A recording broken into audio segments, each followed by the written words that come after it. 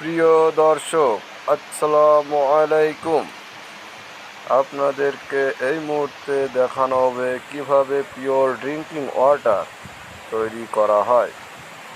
আপনারা দেখতেই পাচ্ছেন, প্রথম হাউজে জল মোটর দিয়ে পানি আসতেছে, ওখান থেকে ফিল্টারিং হয়ে দ্বিতীয় হাউজে আসবে।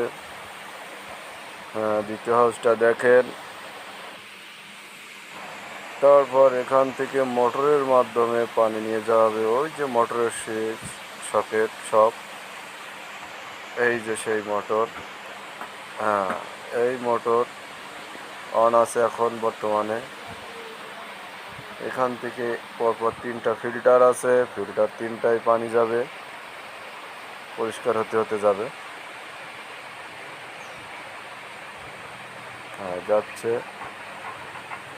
ওখান থেকে মূল মেশিনের ভিতরে যাবে। ওই মাঝখানে একটা মোটর আছে, ওই মোটরে এই পানি, ময়লা পানি শোধন করে পরিষ্কার পানি বের করে দিবে। এই যে পাইপটা আসছে, এটা ময়লা পানি যাচ্ছে, এখান দিয়ে বের হয়ে যাচ্ছে।